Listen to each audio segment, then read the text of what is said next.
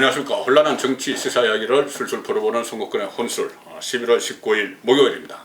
목요일엔 지난주 또 그 지난주에 이어서 우리 송원재 TV 유튜브 채널 송원재 TV를 운영하시는 이 송원재 KNN 부산 경남 방송 방송위원 모셨습니다. 반갑습니다. 안녕하십니까. 예. 요즘 유튜브 좀 상당히 하루에 한 2편 내지 3편 그렇죠. 하고 있습니다. 상당히 왕성하게 지금 활동을 하시는데 네. 이 밑에 나오는 이 채널이니까 많은 관심 가져주시길 바라겠습니다. 송국근 혼술 우리 구독자분들께서 많이 또 제 채널에 오셔서 아이고, 그렇습니까? 많이 큰 힘이 되고 있습니다. 다행입니다. 이 뭐 잘 힘도 나고요, 격려도 되고 아이고, 고맙습니다. 예. 저 오늘은 제 주제를 거기에서 이게 우리나라 그러니까 문재인 대통령이 국정운영 방식에 독특한 것이 갈라치기거든요. 뭐 보수 진보 갈라치는 거 뭐 말할 것도 없고 그 전에 뭐 의사 간호사까지 갈라치지 않습니까? 코로나 사태 예. 갈라치기를 하는데 오늘은 지금도 갈라치기 두 가지가 크게 진행이 되고 있습니다. 하나는 지금 검찰 갈라치기고 하나는 영남 갈라치기인데 우선 검찰 갈라치기 지금 조금 전에 속보가 들어온 것이 오늘 법무부 감찰 담당관실에서 윤석열 검찰총장을 대면 감찰을 하겠다 오후 2시에 이렇게 이야기를 했었죠. 하고 실제로 뭐 감찰관 검사들이 간다고 그랬는데 일단 그것을 오늘은 안 한다고 지금 법무부에서 발표를 했죠. 예. 그 과정이 지금 어떻게 되죠? 그러니까 일단 그 어제 예. 대검 연구관들이 감찰에 협조할 수 없다는 공문을 법무부에 보냈고 그것을 아마 핑계로 예. 이 오늘 일단 감찰 안 한다고 한 것 같은데. 지금 뭐 대검찰청 앞에는 또 윤석열을 구하자 해서 많은 사람들이 모여 있다고 예, 합니다. 그게 또 갈라치기죠. 예. 그리고 오전에 또 한 번 더 확인을 했다고 합니다. 네. 그 대검찰청에 네. 오늘 오후 2시에 감찰을 갈 테니까 네. 준비가 되겠느냐니까 서면 감찰은 받아들이겠다. 그런데 이렇게 대면 감찰은 그렇죠. 사실 유례가 없던 예, 유례가 없는 일이다라고 하니까 이제 이걸 핑계를 해서 감찰이 협조를 하지 않으니까 네. 취소를 한다라고 얘기를 하고 네. 조금 이따 또 법무부에서 입장을 발표한다니까 한번 지켜봐야 되겠지만요. 네. 저는 이거 감찰을 보면서 두 가지입니다. 하나는 5건 감찰을 지시를 하고 또 윤석열 총장 가족권에 대해 수사를 하는데도 아직 뭔가 뾰족한 나오는 게 없다는 거죠. 뚜렷하게 드러나는 게 없어서 이거 뭐 단순한 윤석열 모욕주기 아니냐라는 게 부담으로 갈 테고요. 그렇죠. 또 윤석열 총장은 뭐 좀 우스개지만 뭐 별 모욕을 받는 것 같지도 않아요. 뭐 그동안 하도 많이 모욕을 받아가지고 또 하나는 청와대에서 문재인 대통령이 이 뭐 문재인 대통령의 스타일이라고 하면 자기 원칙, 자기가 정한 원칙에 벗어나는 걸 아주 싫어하고 그다음 자신이 정무적으로 뭐 부담을 지는 걸 굉장히 싫어하는 스타일이죠. 그래서 이런 부분에 대해서 이 추미애가 나서서 방패막이로 나서주는 건 괜찮은데 자기에게 부담이 오는 건 싫어한단 말이죠. 이런 부분들이 정무적인 판단이 고려되지 않았느냐. 물론 뭐 추미애가 그냥 있지는 않고 계속 앞으로 절차를 밟고 징계할 수 있는 걸 하겠지만 그 시간은 좀 뜸을 들이는 또 이런 순서로 간다 이렇게 보입니다. 그러니까 일단 여론을 보겠죠. 여론을 보느라고 하는데 조금 전에 법무부 입장이 이것을 이야기하는 것 같은데 저 간단하게 나왔거든요. 그래서 일단 윤석열 쪽에서 방문 조사에 대해서 대검에서 협조를 안 해서 무산됐다 그렇게 하고 수사 그리고 비위 감찰에 대해서는 성역이 있을 수 없다. 그래서 절차를 계속 진행하겠다. 그러면 계속 윤석열을 괴롭히겠다는 이야기인데 결국 이것은 직무 정지 수순으로 가지 않겠습니까? 이렇게 되면 그렇죠. 이제 감찰을 이유로 근거로 해서 직무 배제. 감찰을 안 받는다. 그 다음에 이제 뭐 징계위원회를 열어서 징계 절차를 밟을 수도 있죠. 근데 그 징계 절차를 밟는 건 지금 이게 뭐 사실은 해임이나 이게 가능하냐는 부분도 지금 법적 논란이 있지 않습니까? 임기제니까. 대통령에게 건의해야 되는 부분인데. 제가 보기에는 뭐 그런 건이 나올지 하나와 그런 약한 건으로 가지고 대통령이 자기 부담을 지겠느냐라는 두 가지 부분이 있어서 쉽지는 않을 것 같다. 추미애 생각대로 움직일 것 같지는 않다 이런 생각이 듭니다. 근데 어쨌든 이러는 사이에 상당히 국민들은 피로감을 느끼고 있어요. 그러니까 이게 검찰 그러니까 이 법무부의 어떤 감찰 부서에도 검사들이 있죠. 검사들이 있고 그 검사들끼리 지금 내전을 벌이고 있는. 서로 의견이 안 맞다는 거예요. 서로 그러니까는 추미애 검찰, 추미애 이성용 검찰, 윤석열 검찰 이렇게 딱 갈라져 가지고 있는 상황인데 그렇다면은 인사권자 문재인 대통령이 뭔가 정리를 해야 되는데 지금 그냥 즐기는 건가요? 자신에게 부담이 오지 않는 선에서는 그 윤석열이 지금 하고 있는 행동 사실은 문재인 대통령이 윤석열 총장을 믿었지 않습니까? 그렇죠. 처음에 뭐 우리 총장님 해서 예. 뭐 이야기했죠. 그러니까 자신들의 적폐 청산에 나서줬던 윤석열 총장이 예. 다시 자신들이 이야기하는 검찰 개혁에 나서준다면 이거 금상첨화인데 예. 윤석열 총장이 조국부터 시작해서 예. 전혀 마음에 들지 않는 길로 가고 있는데 살아있는 권력으로 예. 진짜 수사를 하니. 이거를 제어할 방법을 예. 자기는 지금 직접 손에 피를 묻히긴 싫고 예. 누군가가 방패막이로 나서줘야 되는데 추미애가 뭐 잘 하고 있는 부분은 있는데 워낙 거치니까요. 예. 지금 여당에서도 추미애가 너무 부담스럽다는 거 아닙니까? 네, 그렇죠. 그것도 좀 이러지도 저러지도 못하는 상황에서 제가 보기에는 특별한 것이 드러나기 전에는 네. 공수처가 이제 여당 민주당에서 강행하겠다는 거 아닙니까? 네. 법을 아예 바꿔가지고 네. 야당 없이 공수처 만들겠다는 거 그렇게 아닙니까? 하겠다는 거죠. 공수처가 만들어지면 정리되지 않겠느냐 이런 수순을 생각하는 것 같습니다. 아, 그러니까 공수처 오늘 김태년 그 민주당 원내대표가 이런 말을 했어요. 그 공수처는 무슨 일이 있어도 연내에 만들겠다. 무슨 일이 있어도 이렇게 이야기했거든요. 예. 수단 방법을 안 가르쳤다는 예. 이야기죠. 그러니까 법 바꿔가지고 공수처법 바꿔서 야당의 비토건 그거 다 없애버리고 그냥 밀고 나가겠다는 거예요. 예. 이게 왜 그러냐면 이 권력 그러니까 정권이 말기가 되면은 이 권력 누수 현상이 생기면서 그 권력형 비리 여기 막 쏟아지죠. 그렇죠. 그리고 이 권력 기관들, 그 검찰이나 경찰이나 국정원이나 감사원이나 권력 기관들이 막 들어서기 시작합니다. 예. 그런데 그것을 그렇게 되면은 살아있는 권력 주변의 수사가 되는데 공수처를 딱 만들어 놓으면 공수처에서 모든 고위공직자 비리 수사는 가져가 버리죠. 그렇죠. 검찰에서 하든 그 경찰 하든 다 가져가 버리죠. 예. 그럼 그때부터 지사 선택하겠죠. 네, 그때까지 윤석열이 수사를 하지 못하도록 연말이라고 딱 했지 않습니까? 김대중은. 연말까지 윤석열이 수사하지 못하도록 막아라. 이것이 추미애에게 떨어진 특명인 것 같아요. 그렇습니다. 그래서 그 이제 특명을 완수하기 위해서 징계해서 뭐 직무 정지를 시키고 뭐 수사지휘권 뭐 다 거의 다 박탈했는데 이 원전 수사, 월성 원전 수사까지 수사지휘를 못하도록 박탈하는 그 수순에 지금 들어간 것 같아요. 그렇습니다. 원전 수사로 가장 많이 놀랐을 겁니다. 네. 원전 수사를 이렇게 전격적으로 대대적인 압수수색을 하면서 착수를 하고 네. 청와대까지 바로 지금 수색을 하고 청와대 수색한 게 청와대 관계자 수색을 하고 지금 청와대로 했지 향하고 않습니까? 있죠. 예, 청와대로 향할 줄 몰랐는데 네. 이 산자부까지는 뭐 한다 해도 참을 정도였는데 청와대를 향하니까 이제 난리가 나는 것이 당장 지금 여당 입에서 나오는 것이 선을 넘지 마라. 그냥 두지 않겠다. 그 이야기는 정말 사실은 경고한다. 선을 넘지 마라. 윤건영 이야기였죠. 오랫동안 출입하면서도 국회의원이 검찰 수사에 관련해서 이 정도 급으로 얘기하는 건 저도 거의 처음인 것 같습니다. 이제 이것은 도저히 용서가 안 되는 대목이다. 그 부분 때문에 추미애가 더 이제 윤석열이 잡기에 더 나서 있다, 편안이 되어 있다 이렇게 보입니다.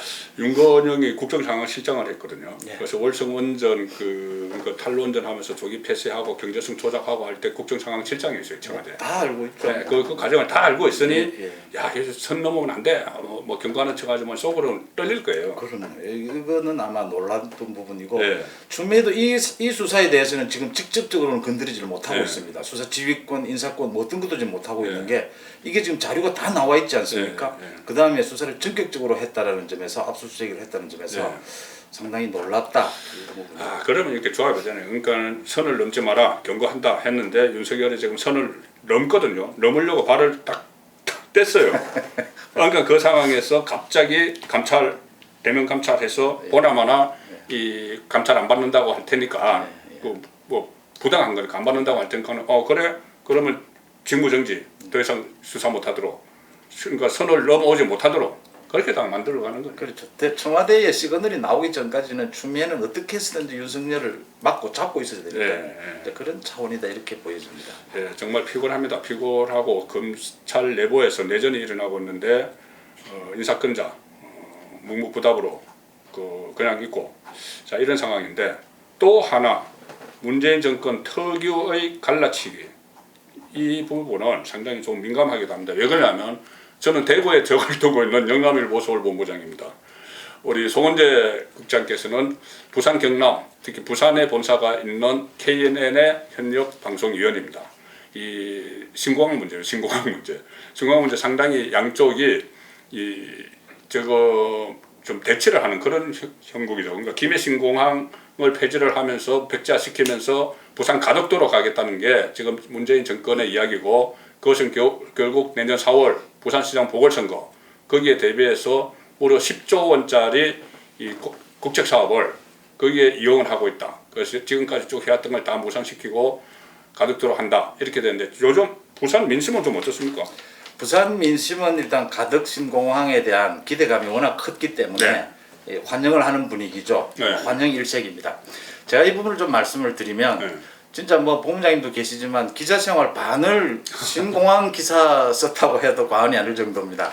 근데 또 서울에서도 또 처음에 본부장님은 서울에서 오래 계셨고 저도 또 서울에 있었기 때문에 좀 전체적인 종합적 객관적인 생각도 갖고 있다. 지역적인 그뿐만이 아니라 지금 부산 시민들의 생각은 두 가지입니다. 하나는 가덕 신공항이 된다니까 너무 좋고 그런데 이것 가지고 또 신공항 가지고 지금 이 영남권을 갈라쳤지 않습니까? 완전히 갈라쳤죠. 또 20년간 계속되어 온 이 갈등이 또 재현될 조짐이고 이걸 선거에 이용하려고 하지 않습니까? 그렇게 하죠. 이건 정말 마음에 안 들고 많은 분들이 지금 이렇게 갈등일 겁니다. 저는 이 개인적인 좀 생각을 말씀을 드리면 가덕 신공항이 되면 관문공항이 되면 뭐 좋은 것이고 그건 좋으신 대로 하시고 부산 시민들 받아들여서 부산의 발전이 오니까 하시고 이걸 선거에 이용하려고 하는 이 태도에 대해서는 따끔하게 정말 응징을 해야 된다 이렇게 봅니다. 왜냐하면 문재인 대통령이 이거를 선거 공약으로 내걸었어요. 대선 공약으로. 그러면 대선에 되고 나면 생각이 있으면 이걸 정리를 하면 될 일이었습니다. 근데 지금 3년이 넘게 끌어온 겁니다.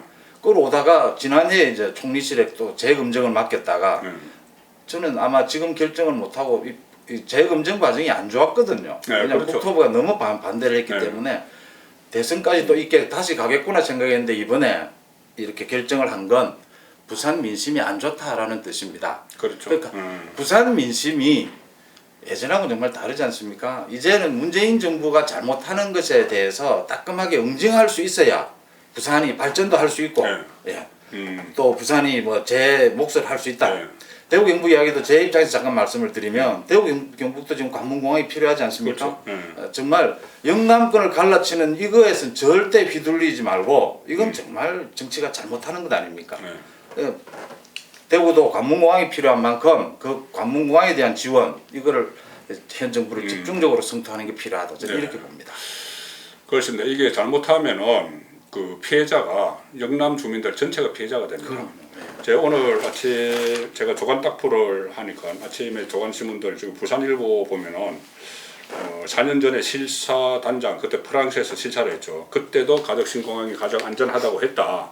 자 이런 이야기고 국제신문도 이 뭐 돈이 많이 든다고 하니 활주로 방향 틀면은 6천억을 줄인다. 자 이런 기사들이 있는데 그 안에 보시면은 상당히 기대감이 상당히 높아요. 물론 저기 부산 경제에 도움이 되겠죠. 도움이 되겠죠. 기대감이 높은데 실제로 공항이 되면은 상당히 도움이 될 겁니다. 그런데 그 정치적 희생양이었는데 이제야 바로 잡은 거다. 자 이제 이런 식의 이게 여론이겠죠. 아마 그 부산 시민들의 민심이겠죠. 그런데 가덕도 공항이 정말 될까? 이것도 지금 부산시장 선거 그거 앞두고 부산시장 보궐선거 앞두고 일단은 오거돈 전 시장의 성추행으로 이 선거가 치러지고 원래는 후보를 안 내야 되는데 당원상 그것을 억지로 고쳐가지고 후보를 내고 이러면 상당히 불리하죠. 불리하니까 그것을 덮기 위해서 그 10조 원이 투입되는 대형 국책 사업을 그냥 서둘러서 이렇게 밀어붙인다. 그런데 만약에 지금 선거 끝나고 정권 바뀌고 하면 또다시 원점으로 돌아갈 가능성. 그 가능성은 어떻게 보세요? 20년간 뒤죽박죽 됐었는데 노무현 대통령이 처음 이야기했어요. 자 지금 여권에서는 특별법을 만들어서라도 이 공항을 만들면 공항이 결정이 된다 하더라도 입지가 그 다음에 공항의 규모를 얼마나 할 건지 공기를 얼마나 당길 건지 빨리 할 건지가 계속 논란이 될 수밖에 없습니다. 제가 말씀드리는 건 다음 대선까지 이게 계속 논란이라는 얘기입니다. 지금 부산에서는 뭐 오거돈이 사퇴하면서 그래도 공항 하나는 뭐 가덕 신공항은 주고 갔다는 얘기도 나오는데 그게 그 우스갯소리고요. 그게 그렇다기보다는 지금 부산 시민들의 많은 부분들이 사실은 문재인 대통령을 지지했었어요. 지난 대선에서. 그런데 그 지지가 많이 줄어들었거든요. 네. 비판적으로 많이 돌아서니까 문재인 대통령이 가덕신공항이라는 이걸 선거용으로 던졌다. 문재인 네, 정부에서 네, 네. 이렇게 보시고 냉정하게 아까도 말씀드렸다시피 이거 대선 이후까지 갑니다. 이 논쟁은 네. 계속 뭐 시기를 얼마나 할 거냐라는 부분으로 논란이 될 수밖에 없거든요. 이건 네. 다 돈이 들어가는 부분이지 않습니까? 네. 된다고 보시고 가덕신공항의 관문공항이 필요한 만큼 뭐 대구도 필요하고 전국이 다 관문공항을 원하지 않습니까? 네. 관문공항 가진 것은 가진 것대로 하시고 그다음 문재인 정부의 실정 이걸 선거에 이용하는 데 대해서는 정말 비판적인 자세를 가져야 된다. 그래야 오히려 공항도 된다. 저는 이렇게 봅니다. 그렇죠. 예. 그러니까 문재인 그때 2016년 때 그때 대표였죠. 민주당 대표였는데 그때 문재인 그 대표가 부산에 가서 20대 총선 때 예.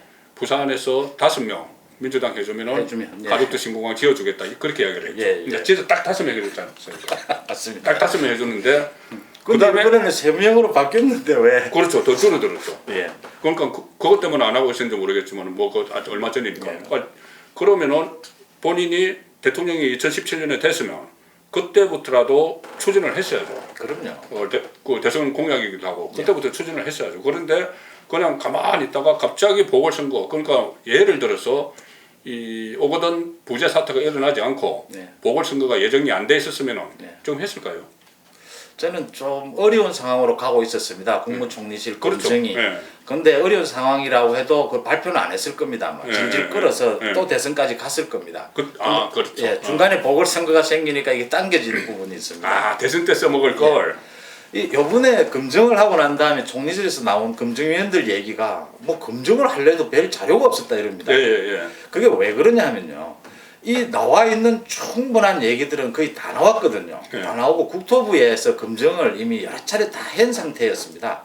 그렇기 때문에 별 다르게 고려할 사항은 없었다. 뭐 계속 나오는 게 안전, 소음 여러 가지 이야기했지만 이건 사실은 정책적으로 결정을 하는 거죠. 네. 이걸 뭐 입지를 바꿀 거냐, 또 백지화시킬 거냐.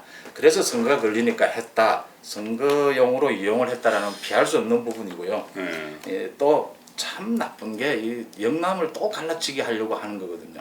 영남을 갈라치기 하지 않으면 선거 대비가 전략이 안 나온다라는 계산인 겁니다 지금. 네. 그 부분을 짚어야 된다고 봅니다. 근데 이게 이 보면은 지금 이제 땡겼었는데 대선 때 다시 써먹으려고 하다가 이제 부산시장 선거가 급하니까는 땡겼었는데 예. 이게 또 그러니까 지금 상황이 이런 거지 않습니까? 일단 김해 신공항을 안 한다고 했어요. 예. 신공항 확장을. 그러면 이제 어디냐 이거 가덕도 다 정해놓고 하는 건데 가덕도 하려면 특별법을 만들어야 되니 특별법 만들고 하면은 또 내년 대선까지 끌고 가겠죠. 예. 그러니까 대선 때도 이걸 다시 또 써먹을 수가 있는 거죠. 제 말씀도 그 네, 말씀입니다. 네. 이거 이 논쟁이 계속할 수밖에 없습니다. 예. 그래서 어쨌든 이 의도적인 갈라치기 또 이 갈라치기 또 하나 있습니다. 그 내전 지금 내전을 벌이고 있죠. 영남에서 내전을 벌이고 있는데 보수 안에서 또 내전이 벌어졌어요. TK 의원들, 예. PK 의원들 같은 국민의힘 의원도 어쩔 수 없어요. 그거는. 예. 그거는 뭐 지역구 의원들이니까 국민의힘 민주당 의원은 지금 부산에서 뭐 3명인가요? 예, 3명. 예, 3명은 당연히 하지만은 국민의힘 의원들도 가덕도에 찬성을 할 수밖에 없어요. 예. 그런데 TK는 반대를 할 수밖에 없어요. 그러면 이것도 갈라치고 이것도 내전이 일어나요. 예. 보수 진영 안에서. 그러니까 이거 뭐 같은 당 안에서 지금 생각이 다른 겁니다. 네. 그래서 저는 그 문제를 아까도 말씀드렸다시피 이 영남권이 제가 보기에 지금요 문재인 등 정부의 실정을 생각한다면 지금 야권이 힘을 모아야 될 때라고 본다면 네. 지금은 전국을 놓고 영남밖에는 제대로 볼 야권의 근거가 없습니다. 여기에서 영남권이 또 분열이 된다면 이건 문재인 정부의 좋은 일만 시켜주는 것이다. 네. 영남권이 분열이 된다면 또 수도권도 분열이 될 테고요. 그건 또 안 된다라고 본다면 이 문재인 정부의 갈라치기 수법에 이번에는 넘어가지 않으려면 부산 이 동남권도 관문공항, 대구 경북도 지금 통합공항을 하고 있지 않습니까? 그걸 관문공항급으로 만드는 이 주장으로 가는 수밖에는 방법이 없다.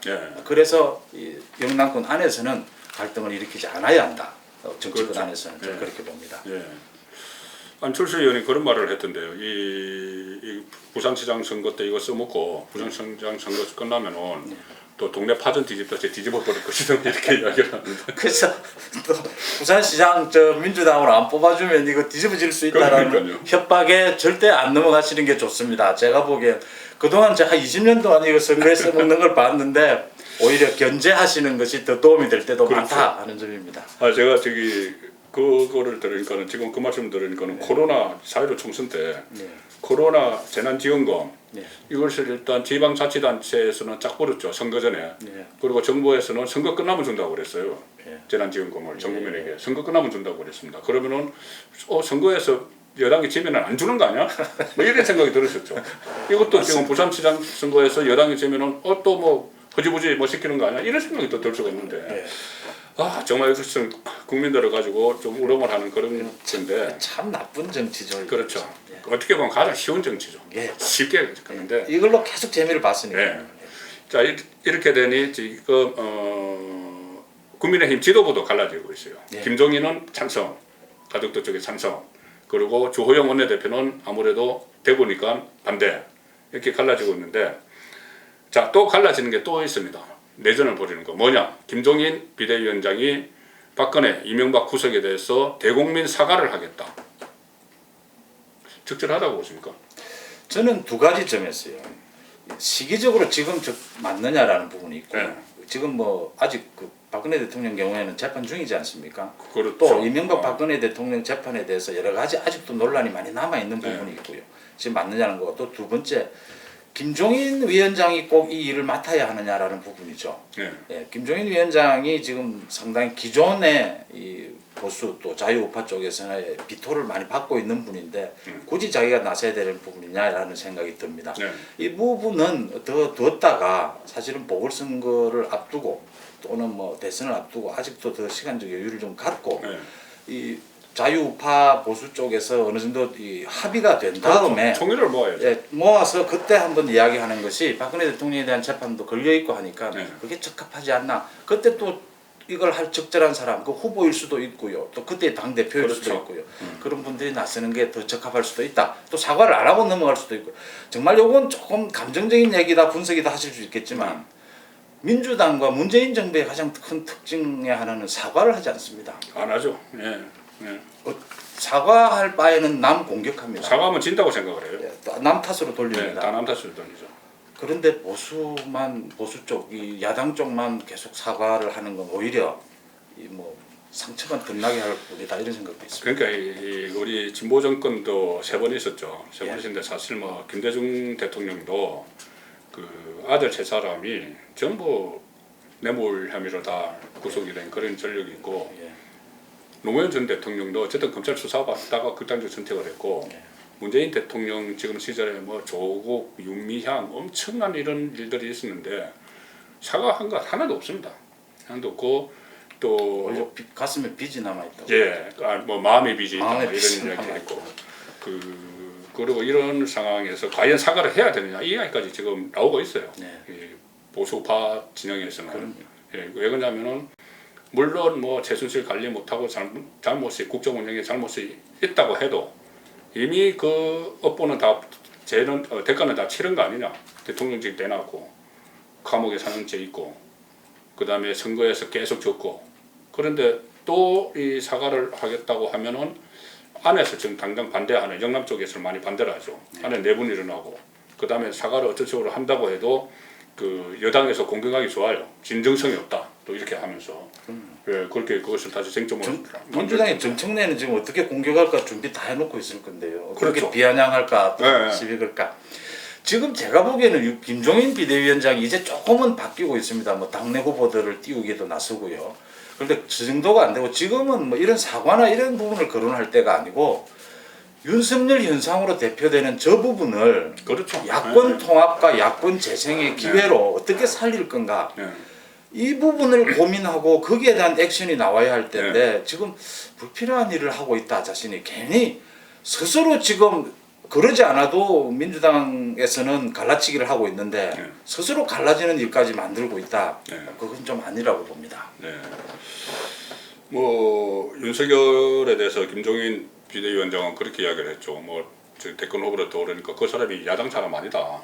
그 사람은 뭐 정부 여당 사람 아니냐 뭐 이런 식으로 그 뭐 알면서 다 그렇게 이야기하는 거예요. 지금 김종인 위원장이 생각했던 구도 네. 좀 새로운 인물로 가지고 보궐선거 구도를 잡아보겠다는 네. 건 이제 실패했지 않습니까? 네. 뭐 안 된다는 게 다 드러났고 그 지금 이제 당내 사람으로 해야 되는 판에 윤석열 현상이 나타나면서 거의 뭐 휩쓸어버리다시피 했으니까 네. 네. 빨리 수정을 해서 네. 당내 후보 띄우기에 나섰다면 당내 후보 띄우기에 나서고 네. 지금 안철수 또 이 저 윤석열 현상은 뭐 다른 것과 비교가 되지 않을 정도지 않습니까? 네. 빨리 거기에 올라타서 이 야당의 경쟁력을 어떻게 높일 건가 이 국리를 해야 될 때다. 네. 이 전략을 세워야 할 때다. 네. 근데 좀 엉뚱한 뭐 일을 하니까 괜히 그러니까 선거는 이제 다가오고 있고요. 부산시장 선거도 다가오고 있고 서울시장 선거도 다가오고 있는데 여론조사는 지금 상당히 그 서울이나 부산이나 지금 그 국민의힘이 불리한 걸로 계속 나오고 있죠. 네. 그런데 이 가덕도 신공 문제까지 하면은 또 일주일 후에 또 민심이 어떻게 될지 네. 특히 부산 민심, 부산 경남 민심 그것을 다음 주에 다시 한번 모시고 살펴보도록 하겠습니다. 오늘 감사합니다. 고맙습니다.